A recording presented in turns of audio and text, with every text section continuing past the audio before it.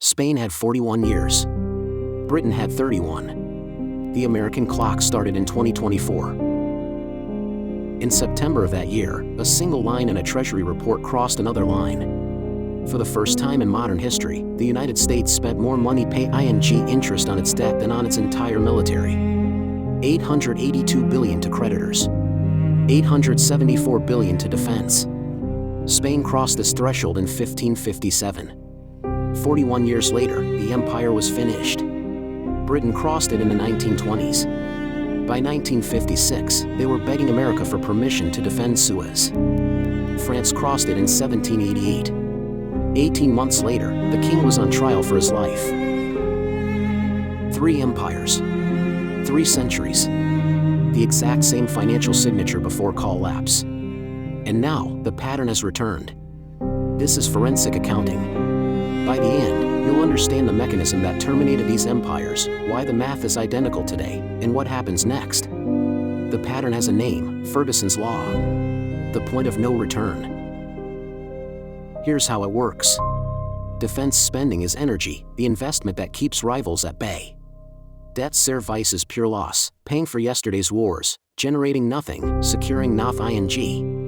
When a nation spends more servicing debt than defending itself, it becomes muscle-bound, physically strong, metabolically paralyzed. When friction costs exceed energy input, the machine stops. Once interest consumes more resources than defense, the empire has admitted its sovereignty is subordinate to its solvency. This triggers 3 reactions. Strategic paralysis, the military exists but the treasury can't afford to use it. Crowding out, interest payments don't build new weapons, so you fight tomorrow's war with yesterday's technology. Internal fracture to pay rising interest, you must cut defense, cut services, or raise taxes. Each destabilizes the social contract. This isn't theory. This is autopsy. Spain. 1556, Philip II inherited the largest empire in history. Spanish dominion stretched from Madrid to Manila. Treasure fleets arrived yearly from the Americas, loaded with gold and silver. To the world, Spain looked invincible. But Philip fought forever wars on 3 fronts: Ottomans in the Mediterranean, Protestant rebels in the Netherlands, England in the Atlantic. Wars need immediate cash to pay mercenaries and supply fleets. Tax revenue was too slow.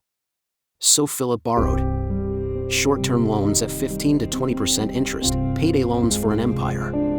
The trap: to pay the crushing interest, he issued more bonds. By 1567, interest absorbed 52% of revenue. 20 years later, 87%. Bondholders had captured the revenue stream. In 1575, Philip tried to escape. He suspended payments to the bankers. They retaliated by freezing the flow of gold to his armies. The result was immediate. Spanish troops in Flanders, unpaid for months, mutinied. In November 1576, these soldiers turned on Antwerp, a loyal Habsburg city and the richest in northern Europe. For 3 days, the Spanish fury burned and looted. 8,000 civilians died.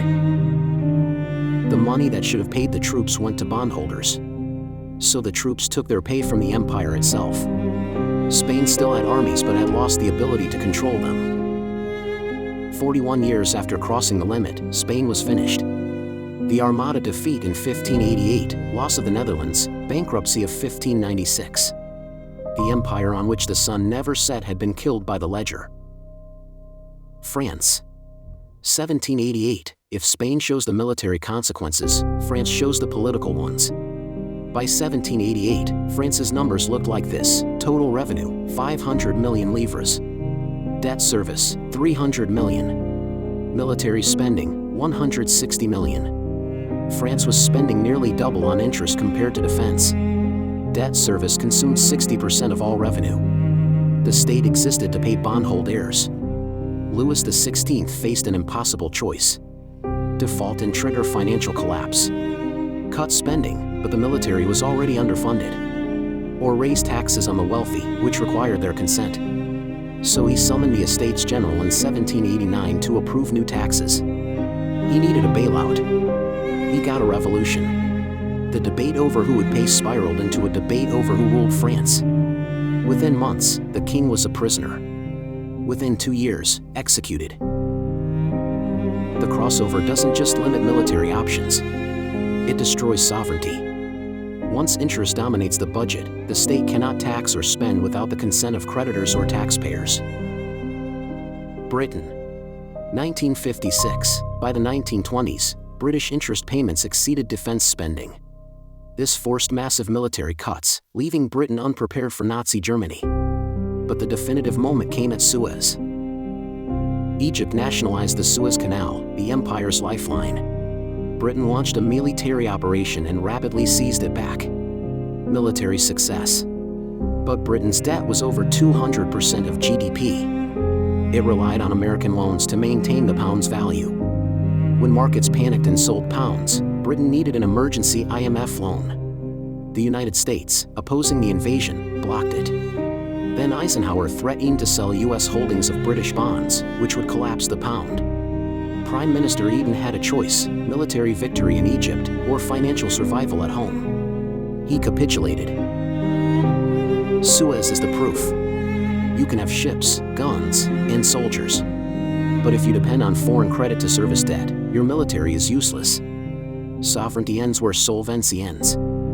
31 years after crossing the limit, Britain's superpower status ended. Now America. Fiscal year 2024, the crossover occurred. Net interest, $882 billion. Defense, $874 billion. In 2025, interest is projected to reach $970 billion, the second largest budget item behind only Social Security. Here's what should terrify you: the velocity. In 4 years, interest costs nearly tripled, from $300 billion to $900 billion. Two forces drive this. Volume. National debt exceeds $36 trillion, nearly 100% of GDP. Rate shock. Old debt refinanced at 4 to 5% instead of 0 to 1%. During the Cold War, interest averaged 1.8% of GDP. Defense averaged 6.4%. In 2024, interest is 3.1% of GDP. Defense is 3%. We've inverted the Cold War posture.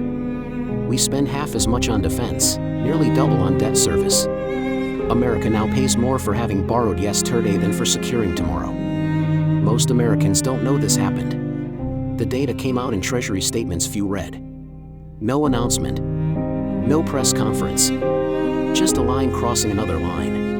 But rivals noticed. The crossover triggers fiscal dominance, the terminal phase. When debt is 120% of GDP, raising interest rates by just 1% adds hundreds of billions to the government's annual interest bill, risking fiscal crisis.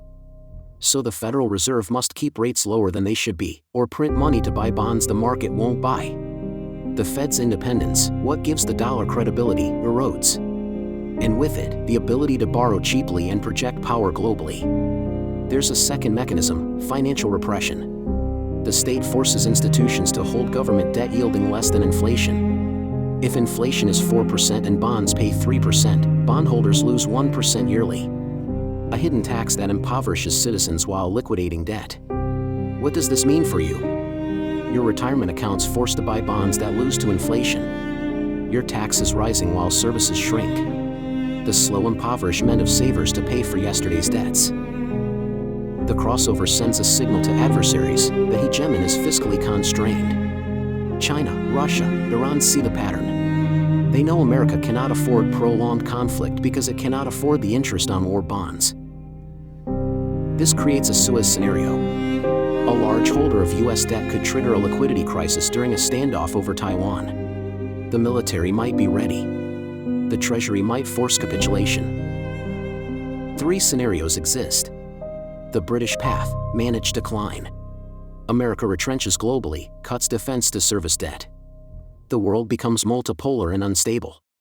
The French path: the system refuses to cut spending or raise taxes. Eventually, the bond market rebels, forcing money printing, high inflation, and potential political rupture. The reform path: radical fiscal reform paired with a productivity miracle that grows GDP faster than debt. Rare, but possible. It requires political will that current LY does not exist. The United States crossed the line in 2024. 882 billion spent on interest represents 10 aircraft carriers. 500,000 troops. A Mars colony. All vanished into debt service. Spain had 41 years. Britain had 31. The American clock started ticking in September 2024. Ferguson's law isn't a prediction. It's a diagnosis. Fortune favors those who see the pattern. Ruin comes to those who close their eyes.